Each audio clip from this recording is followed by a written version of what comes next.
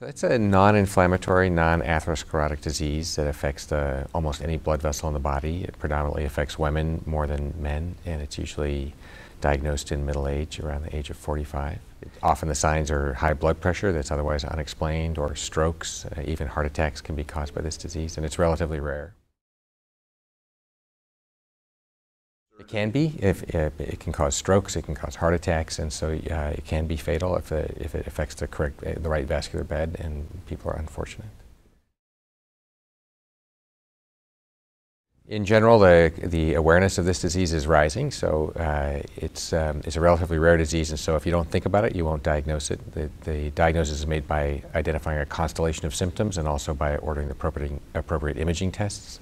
So you have to be looking for it in order to find it. I was part of a group that presented genetic findings for FMD, for fibromuscular dysplasia.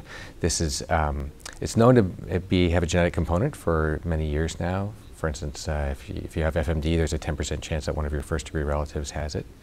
But nobody knew what the genetic signals really were, so our team collected a large number of patients with fibromuscular dysplasia and then looked for genetic signals that were associated with the disease and found a gene that looks like it confers an increased risk of FMD of 40%. It's the first gene that's been found for FMD, and it's a very interesting gene because this gene has been identified before as being associated with coronary artery disease. So run-of-the-mill atherosclerotic, very common coronary artery disease, but the trick is that the same gene that causes coronary artery disease seems to be protective for fibromuscular dysplasia. So it's like two sides of the same coin. So far, I think it's not going to be necessarily helpful in diagnosis. Probably it's going to point the way towards understanding the disease better and may identify new therapies. But as a diagnostic test, I don't think the certainty if you have this change in your genome is going to be high enough that you can say, aha, this patient has FMD or not. It's really a risk allele rather than a causative mutation. I think it's a little bit early to think that we're going to be able to use this to impact patient care at this point.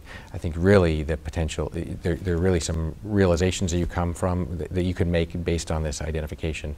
One is that people know about lipids and people know about inflammation in coronary artery disease, but both for FMD and for coronary artery disease, this really implicates the biology of the vessel wall as being important in the disease process and can probably highlight or probably encourage further research and potential therapies that address that.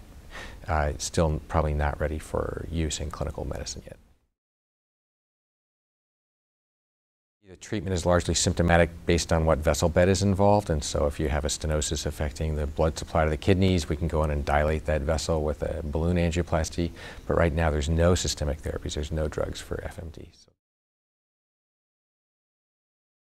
I think this is going to spur a lot of research into the understanding what this gene factor does in the disease and causing the disease. So we're developing animal models of the disease. We're going to be studying how it affects the animal models and ways that we can reverse those diseases. And we're still fairly early in developing new therapies.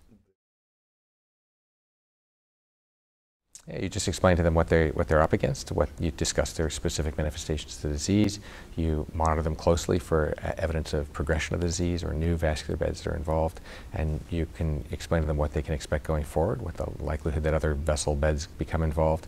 But right now, as I say, we can control their blood pressure carefully and do all those sort of right things medically, but no specific therapies yet. Right now, there's not a lot we're doing. We're for FMD, unfortunately. We wait for the disease to manifest itself and then we treat the symptoms that are associated with it. From here, I think there's more research that needs to be done. Obviously, understanding the role of this gene in the disease pathogenesis, looking for more genes that might be involved by studying larger populations. I think we're still in the building phase of understanding the treatment of the disease.